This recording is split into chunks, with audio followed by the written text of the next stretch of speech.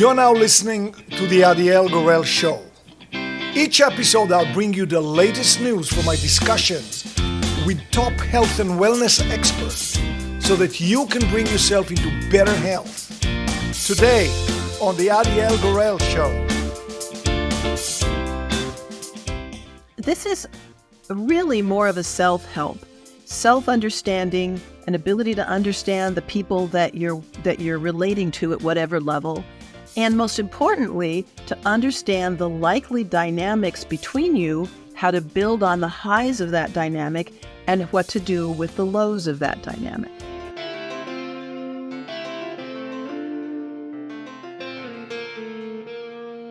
Hi everyone, it's really fun to be here with you again. It's a especially fun day to be here with Dr. Vicki Matthews. Vicki, we've interviewed you in the past. It's always a great joy to talk to you. Welcome to the show. Thank you. It's great to be back. I'm looking forward to it.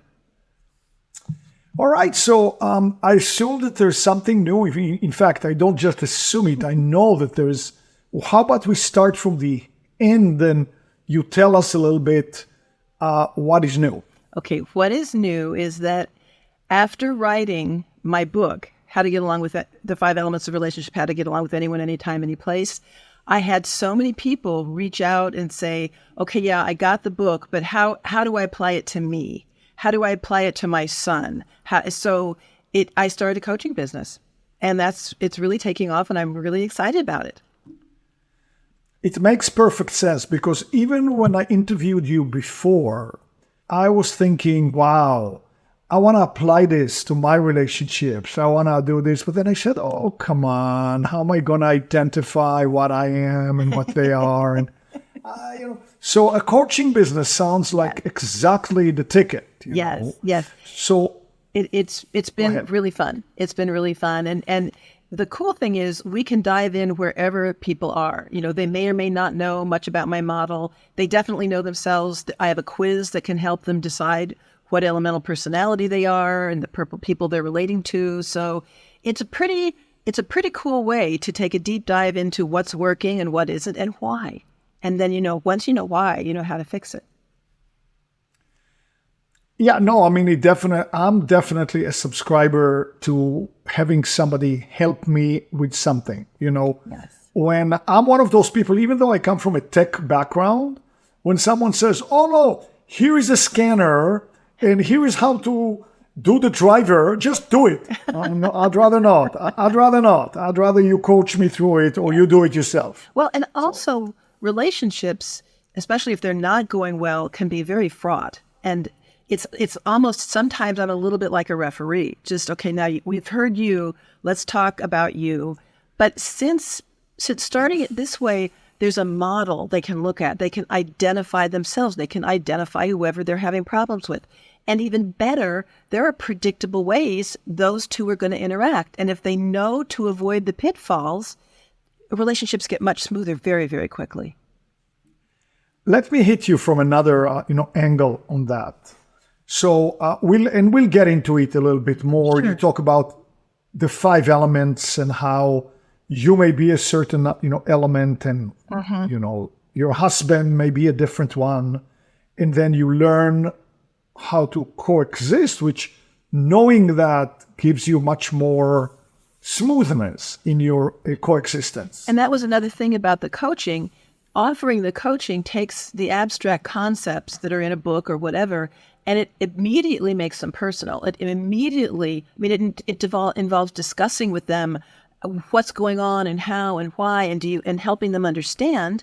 And and this works with almost any kind of relationship, whether it's a family, a professional, friends. It's wisdom and understanding make everything easier.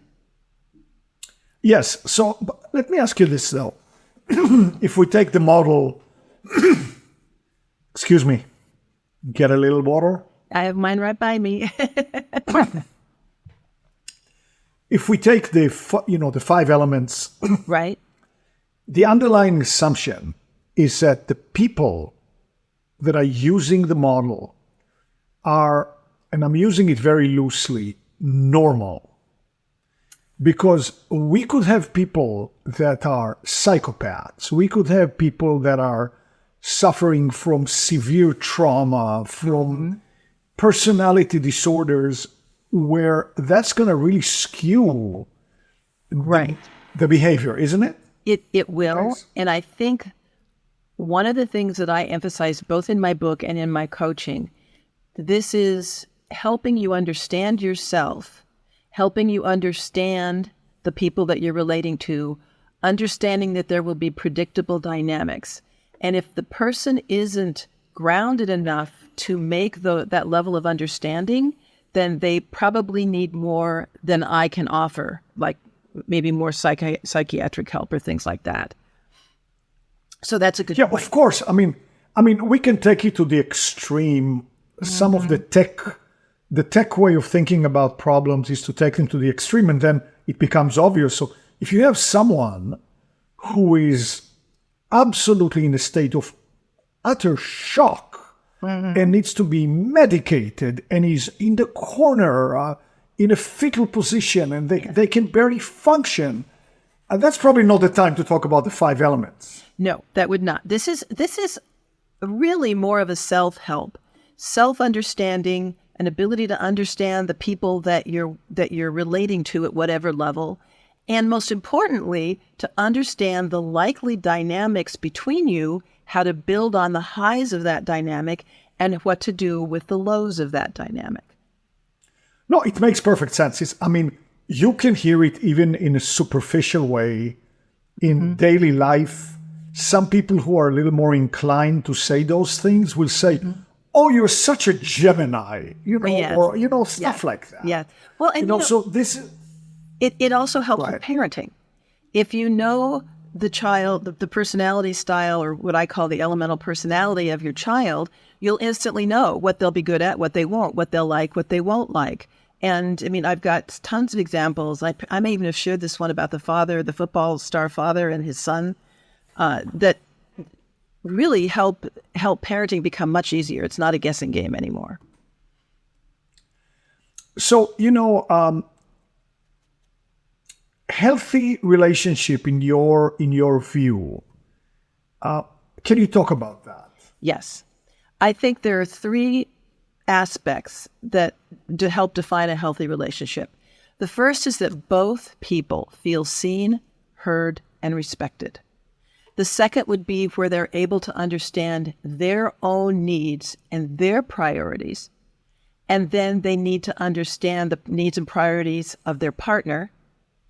And inherent in that then is that as you're taking these 2 people and putting them together, they have to understand the potential highs and the potential lows of this relationship dynamic. If you have that level of understanding, there is no relationship issue you can't resolve. I like that very much. Now, we just lived through the period of COVID. There were lockdowns. There was, isolation. Kids didn't play with other kids so much. Yeah. Couples stay with each other in the same household to the verge of going crazy. How do you think that had an effect on relationship wellness? Well, it was the best of times and the worst of times, depending on your relationship. So basically, people that have positive and supportive relationships that already, before we hit COVID, obviously they were much more likely to be happy and healthier throughout the whole event. It's important. You can't talk about you can't overdo how important having that kind of level of support. In fact, negative social interactions and relationship dynamics are really especially important and increase the risk of depression, anxiety, and suicidal thoughts for us. So anybody in COVID that was alone or was, God forbid, stuck in the house with a relationship that was not positive and supportive, there would have been a lot more depression, a lot more anxiety, and unfortunately, probably some suicidal thoughts. But when you have a good relationship and positive interactions, all the risk of any of those is greatly reduced. So, the bottom line is we saw it clear as a bell in COVID. People with positive and supportive relationships are going to be happier and they're going to be healthier. It seems like every study that has to do with longevity, health, talks about social, connections as the glue that makes. Now there is this book about the blue zones that's really making the rounds. I should probably interview that guy. Yeah. But one of the things that stands out in all the blue zones, besides what exactly they eat and how exactly they move, is social connections. Yep. And it's not just romantic. It's with friends as well. It is. We are wired to connect. If you look at us from an energetic level, our energy reaches out. When you put two people together, their energies reach out to each other. It's inherent in who we are as beings. And there are some personality styles that are less likely to reach out or don't want to reach out as much, and others, the personalities that are always wanting to be the center of attention with other people. But still, illness markedly increases when we don't have socialization. Right. And in fact, even when you come to the, older ages where maybe you did have a spouse and now one of the spouses has passed away. Oh, yeah. I think, and it seems, I really would hate to generalize along gender lines, but again, studies have shown that men are actually much worse at it than women in terms of keeping a social circle. Yeah. How can men make it a little bit better for themselves? The challenge is men are wired not to think they need socialization as much as women are. And again, this kind of goes back to the energy aspect of their personality. Women are more outreaching. Women, you can go back to ancient times where women helped each other during childbirth. There's no experience like that for men, other than helping each other with hunting, but that's helping with something, not nurturing something more violent, something more, outgoing. And, yes, in ancient times there were circles around fires and things like that, but I think women, and a lot of it we're talking about is hormones, frankly. I mean, the Y chromosome, the testosterone, those are outward expression aspects of a human being. The women are much more inward and nurturing expressions. So some of it is truly a sexual behavior pattern. Well, maybe one way to look at it is to look at the adolescent. If you look at the typical teenagers or going to young adulthood, and again, I hate to generalize because you can, but I've seen it in my own household where one of my children would be talkative and effusive and affectionate, and the other kid gets into a period where basically it's either one grunt or two grunts. Two grunts is a very talkative day. And you see it everywhere. So it seems like it's built in from the very beginning. It's built in at a personality level, and that's one of the things that I really like about the 5-element model. Is there 5 different basic elemental personalities that are hardwired into us. We come in the world with them, and they are very different. Some of them are, and they're based on nature. This comes again from the 5 elements from Chinese medicine. And can you say what they are? I'm just going to do that. Yeah. They have 5 elements, and this all comes from nature. So water, wood, fire, earth, and metal. And each of those personalities represents a season. It represents a time of day. There are foods that are best for different ones. I mean, you can in fact, my book does take a really, really deep dive into it. But they're inherent personalities. And those inherent personalities, there's no way to change them. It actually can be psychologically destructive to try and change that inherent personality. So like an earth personality, well, earths are nurturing and love pets and mothering and taking care of people. They love food. And that's the way an earth personality is wired. A wood personality is very, very outgoing. It's make things happen. They're all about success and accomplishment. Fire personalities are outgoing, yes, but about fun. They light up a room literally and figuratively when they come into the room. Waters it represents yin time, like an inner looking time, versus fire, which is yang, outgoing, being fun. And waters are very deep thinkers. Most authors use a lot of water energy. They are inward directed, very philosophical. And then metals, which sit at the end of the 5-element cycle, they look back and they're the ones that say, here's what worked, here's what didn't work, and we're taking this forward and we're not taking the rest. They're very intellectual. And if you know that about the person you're dealing with, I mean, that's the core basically of my counseling, is know the person you're dealing with. Know how does it relate? Well, let's look at nature again. Water feeds wood. So a water personality with a wood personality, that relationship's going to feel pretty good to the wood.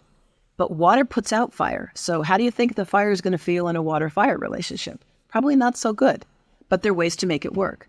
So I think that's the core of it is, as you say, we all have individual aspects of ourself. I call them elemental personalities based on this model.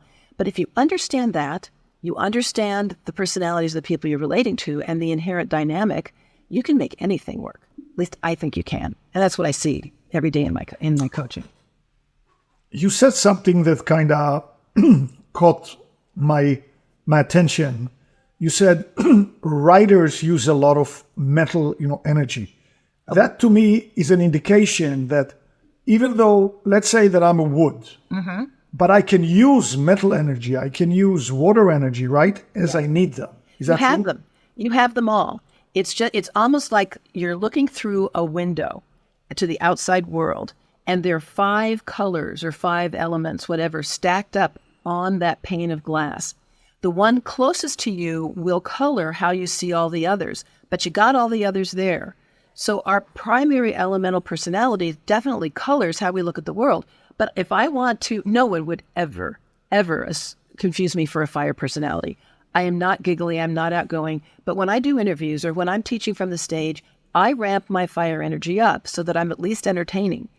And people that have a lot of fire, if they're going to a funeral, they're going to tamp down that fire and they're going to move into a different element that would be more appropriate in terms of expression during a funeral. So we do that so often without even knowing it, but to know you can do it, and especially when you're working with relationships, it's a gift. Well, just to use a very simple-minded example, let's say you have it, again, you said fire. Let's take a fire person. And let's say that's a lot about fun and having fun. And then the fire person goes to the university. And now they have courses, assignments, midterms, finals. In order to create success, they need to channel into a different type of an energy. Yes. Isn't that? Yes, that is. And it's not even channel. They have all 5. All 5 of them sit in our energetic makeup and affect our physical body. I mean, these are the same energies and meridians that Chinese medicine uses in healing and health. So it's at every single level. But they will know to step into either metal, because metal's about analysis, wood is about accomplishment. If you need to write that term paper, you're going to use a lot of that make it happen, push it forward energy of a wood. And the reverse happens. I had actually a very interesting experience years ago when I was starting the certification program for Donna Eden. And a lot of people had to get up on stage and teach that hadn't really taught before. And I had one woman who was like, I can't do it. I mean, we're standing at the stage. It's about ready to start. She said, I can't do it. I can't do it. It's like, nope, you're going to do this. Get into your fire. Get into your fire. And oh my God, she did. She got up there. She was fantastic. So, and no one would ever thought she was a fire, but she was able to channel that energy that the ancients labeled fire energy. And that's summer, that's heat, that's activity. And it's a good way to understand, it's kind of like a model. It is a model. And we know how fire relates to water. We know how fire relates to wood, and fire melts metal. So, I mean, that's the beauty of this model, is it not only helps you understand yourself and the people in your life, it helps you understand the dynamics that might occur between you.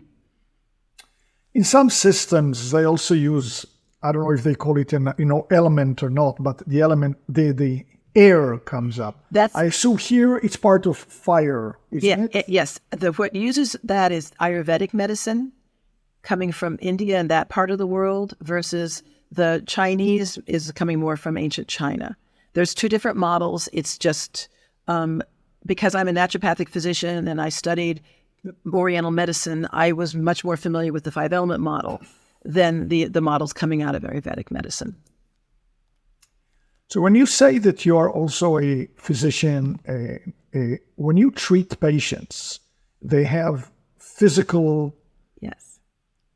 maladies, issues. Does the 5-element play in how you look at that? Absolutely. It absolutely does. Different, there again, as I said, in Chinese medicine, there are meridians that run through the body. There's stomach meridian, lung meridian, kidney meridian, all those things. So if someone has kidney problems, for example, I would definitely be working with kidney meridian, making sure the energy is strong to support kidney functioning and kidney meridian. There are so many different ways to do that. And actually, some of them are in my book. Blue, the color blue builds water energy. So if you have decreased kidney function, you want to build water energy. So I may have them wear a lot of blue. If you work in an office and you have to really be precise and detailed and look at every little dash and diddle, that's a metal focus. That's a metal function that sits in the metal element. White builds metal. So please have white walls, wear white, do things that, and again, in my book, there's a gazillion different suggestions for building or helping decrease certain tendencies. But it's a wisdom that is wired into our physical body, so we can use it for physicalness, as the Chinese have done with acupuncture forever. But you can also use it for emotional issues, and that's what my book tries to do, is help us understand, where does anger sit? Well, anger sits in wood. And if you were having bursts of anger, you need to manage your wood energy better. And there's gobs of suggestions on how to do that. If you're dealing with an angry or upset wood, it's good to know what you can do to help them other than say, shut up. So it's a great model, and it deals with so many aspects of being human and our culture and interacting with each other. So it's quick. You don't have to learn 6 million different things. Stay tuned for part 2 of this interview. Thank you for joining us today. I know you love what's coming next in part 2. Be sure to click the subscribe button for more videos.